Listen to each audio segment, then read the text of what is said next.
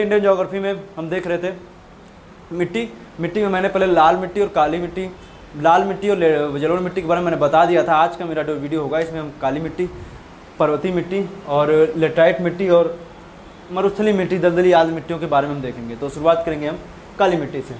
काली मिट्टी काली क्यों है ये मैं पहले बता चुका हूँ। जब कोई मान लीजिए जैसे कोई ज्वालामुखी है, ज्वालामुखी का लावा जब बाहर निकलेगा, ज्वालामुखी का लावा जब बाहर निकलेगा तो बाहर जब जम जाएगा तो बेसाल्टिक चट्टानें होती हैं, बेसाल्ट के रूप में जम जाता है, अंदर जम जाता है तो उसको ग्रेनाइट बोल देते हैं, आप जानते हैं। जब बाहर जम जाएगा तो बेसाल्टिक चट्टानें होंगी, बेसाल्ट होगा तो लावा जब पहले तो लाल था, जब ठंडा हो गया तो काला पड़ गया, काला हो गया, फिर इन चट्टानों का क्या होगा, धीरे धीरे अपर्दन होगा और अपर्दन की क्रिया के फलस्वरूप क्या होगा, उनका निर्माण होगा। किसका? काली मिट्टी का निर्माण होता है। काली मिट्टी का स्वरूप कैसा होता है? अगर हम देखेंगे काली मिट्टी का स्वरूप गीली होने पे बहुत ज़्यादा मुलायम हो जाती है और सूखने पे काफ़ी ज़्यादा कठोर हो जाती है। ये काली मिट्टी की थोड़ी खासियत है। अब हम देखते हैं इनमें आखिर मतलब उसमें उपलब्धि किन किन तत्वों की पाई जा रही है उनके बारे में देखते हैं। मैंने कुछ चीज़ें लिख भी दिया है, आप लोग देख लीजिए, क्योंकि किसी का कमेंट आया था कि फैक्ट थोड़ा मिस हो जाते हैं, इसलिए मैंने कुछ चीज़ों को लिख भी दिया है। देखते हैं। इससे अन्य नाम देखेंगे, करेल है, मार है, दोमट है, मटियार है, रेंगुर आदि नामों से काली मिट्टी को जाना जाता है। अंतर्राष्ट्रीय स्तर पर इसका नाम क्या है?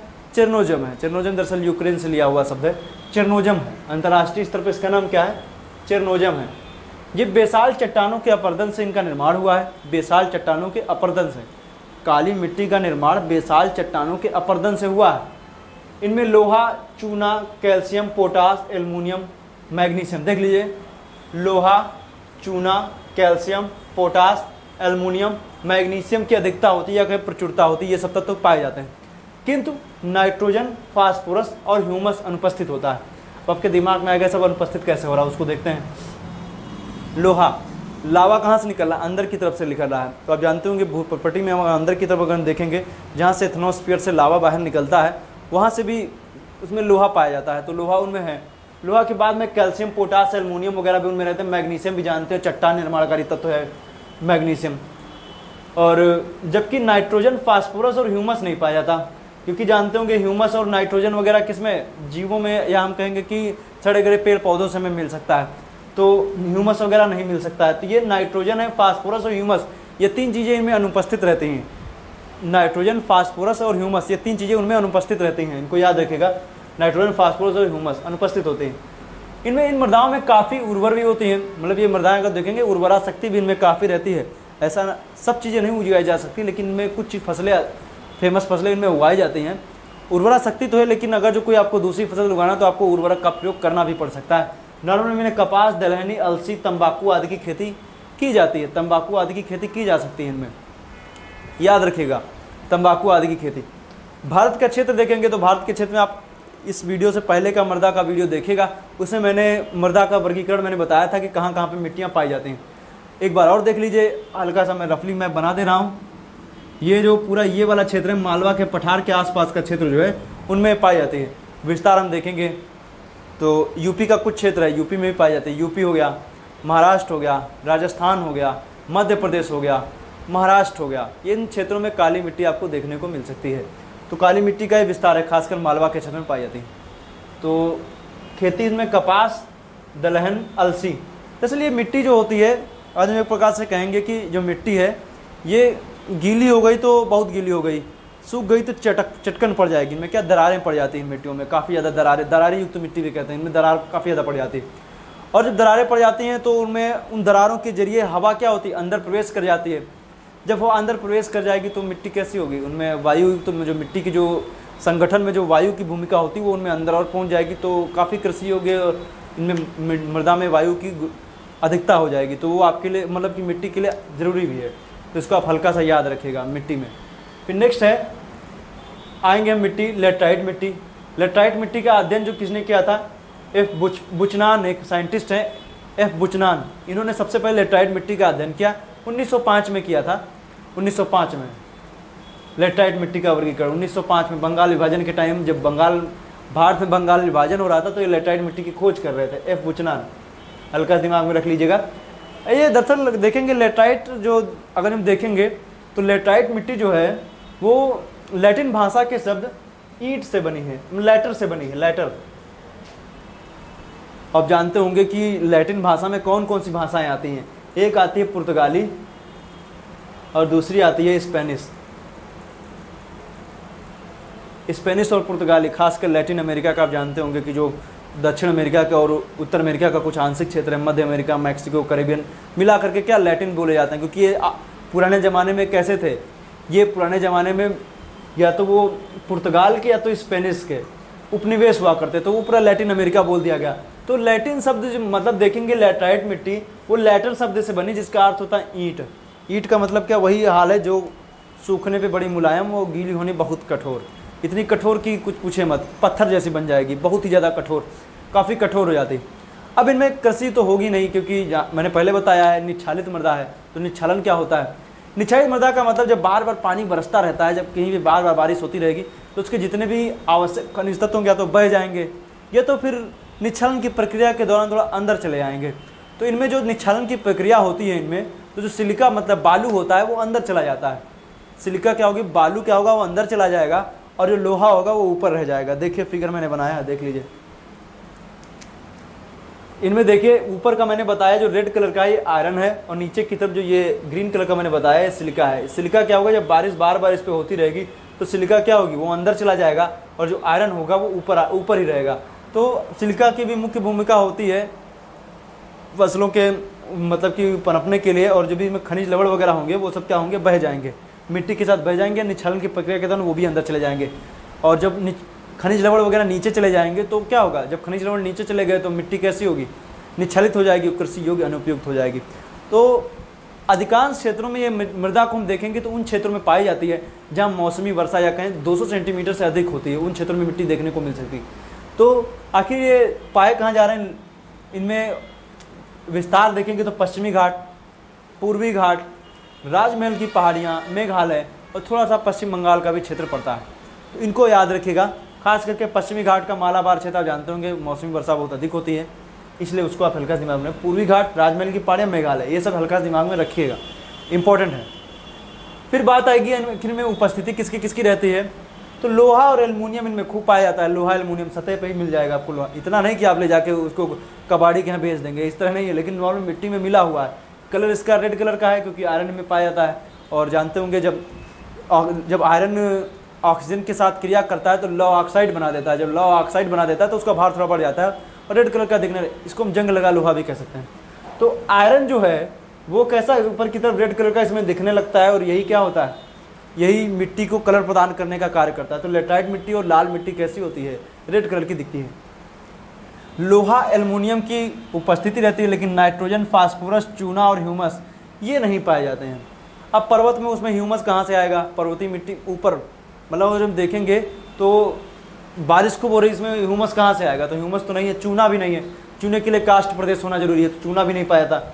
फास्फोरस है और नाइट्रोजन वगैरह कुछ नहीं पाए जाते इनमें, हल्का दिमाग में रखिएगा। तो कैसी निच्छालित मृदा है और इनमें कृषि योग्य भूमि नहीं होती है, इनमें मिट्टी जो होती है निच्छालित हो जाती है, सिलिका अंदर चला जाता है। अब इसमें और दो चीज़ हम देखेंगे तो इनमें आके खेती किसकी की जाती है, रबड़ हो गया, काजू हो गया, सिलिकोना हो गया, आदि खेतों की खेती की जा सकती है और इनमें थोड़ा सा बागवानी फसलें भी उगाई जाती हैं। अब नेक्स्ट हम आएंगे उसके बाद में मिट्टी है पर्वतीय मिट्टी। पर्वतीय मिट्टी जैसा कि ऊपर लिखा हुआ है आप देख सकते हैं, पर्वतीय मिट्टी, ये मिट्टी क्या निर्माणाधीन मिट्टी होती है। निर्माणाधीन का मतलब मिट्टी के निर्माण की प्रक्रिया इसमें चल रही होती है।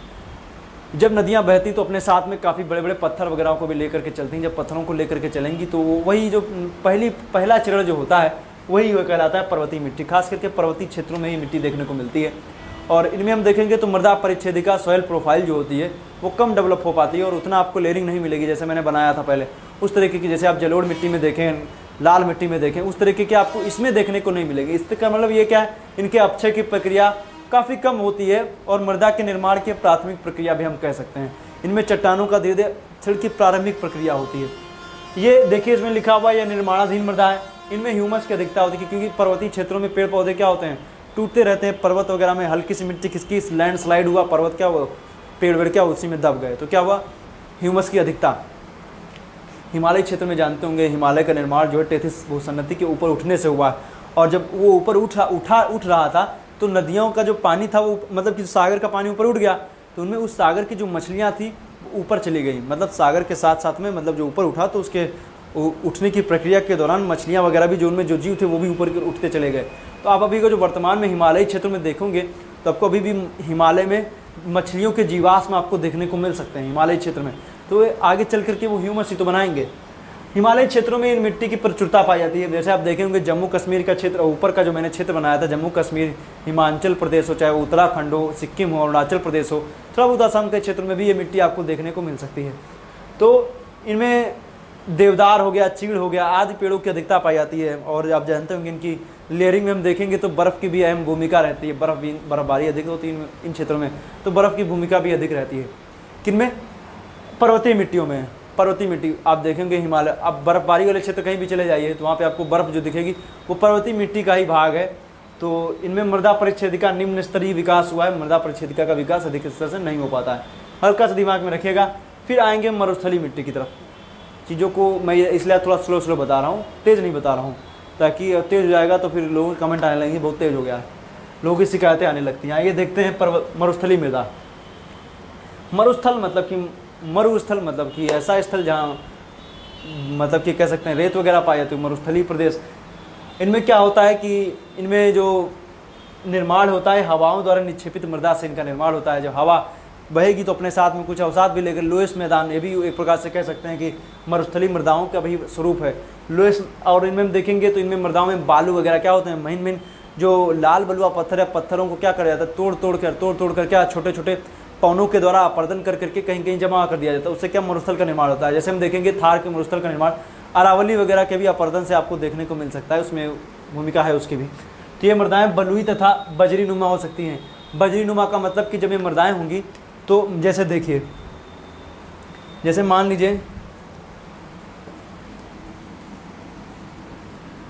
ये कोई पर्वत है, ये क्या है, कोई पर्वत है।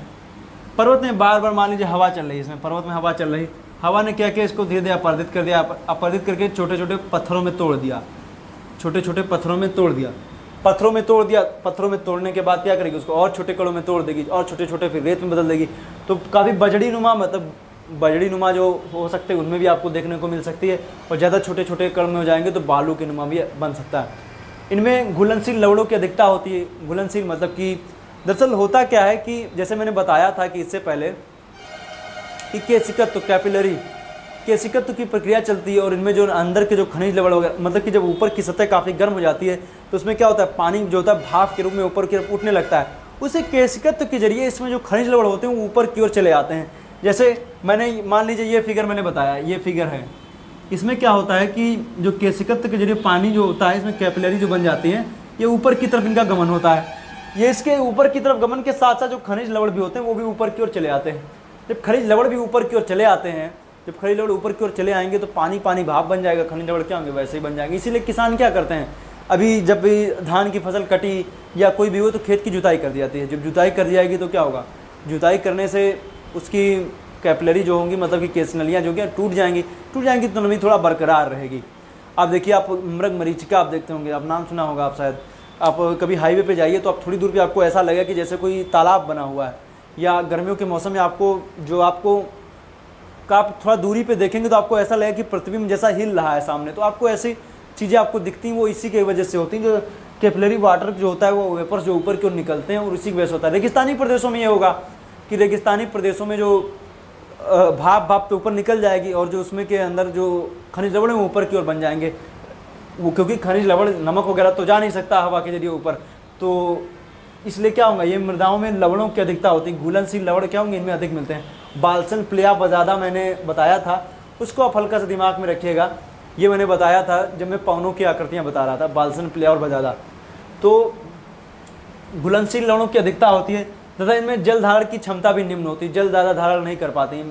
रेत में कहाँ पानी टिकता है, आप देखे होंगे रेत में पानी ज़्यादा नहीं टिकता, तो ये जल धारण की क्षमता इनमें क्या होती है, कम होती है। क्या पर्वतीय मृदाओं में, भारत में मरुस्थलीय मृदाओं में। भारत में विस्तार देखेंगे तो भारत में विस्तार थार का मरुस्थल ले लीजिए, लेकिन इसमें थार के मरुस्थल में भारत में अगर हम देखेंगे तो इनमें जो इंदिरा नहर बनाई गई है उसकी इनमें मुख्य भूमिका है। उसने उसकी भौगोलिक स्थिति को ही पूरा पलट कर रख दिया है। इस नहर ने क्या किया है कि आसपास के क्षेत्रों को काफ़ी ज़्यादा पानी की उपलब्धता दे करके कृषि योग्य भूमि बना दी गई है। और कृषि योग्य भूमि जब बना दिया गया है तो ये क्या हो गया है, ये कृषि भी इनमें कुछ की जा सकती है, लेकिन इनमें कृषि थोड़ा दलहनी टाइप की ज़्यादा होंगी।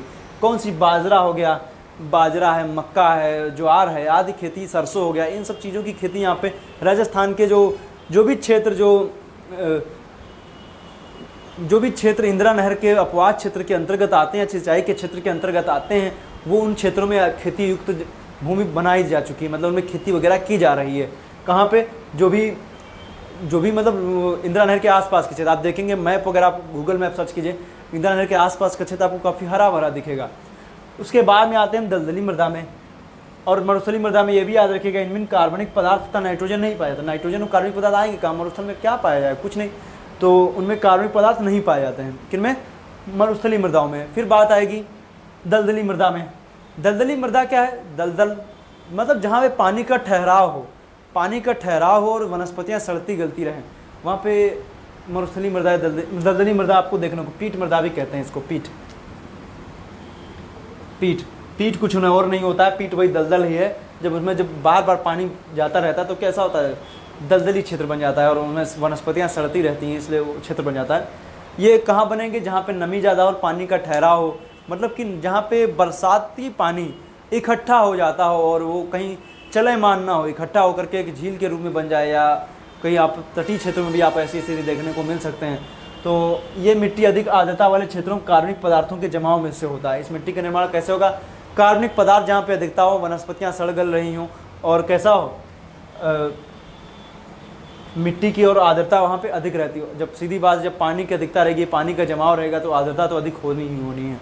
और यह मिट्टी खेती के लिए उपयुक्त है। इनमें खेती कौन सी करेंगे? खेती के लिए अनुपयुक्त ही होती है मिट्टी। अब दलदल में कोई खेती तो की नहीं जाती, लेकिन इसमें बहुत से ऐसे पौधे हैं जो आप देखे होंगे, कीट भक्षी पौधे में खूब आपको देखने को मिलेंगे। और भी एग्जाम्पल के तौर पे ले लीजिए, आप जानते होंगे मैंग्रोव वनस्पतियाँ हैं, और मैंग्रोव के साथ साथ में आप ले लीजिए नारियल हो गया, ताड़ हो गया, ये सब आपको पौधे आपको यहाँ पे देखने को मिल सकते हैं। जो कैसे हैं? दलदली मृदा में भी आपको देखने को मिल सकते हैं। तटीय क्षेत्रों में सुंदरवन का डेल्टा ले लीजिए, वो इसके विस्तार का क्षेत्र है। मैंग्रोव वनस्पतियाँ इन्हीं दलदली क्षेत्रों में उगती हैं। और जब दलदल के पानी में, दलदली मृदा भी दो तरीके से उग सकती है, एक आंतरिक दलदल, एक बाह्य दलदल।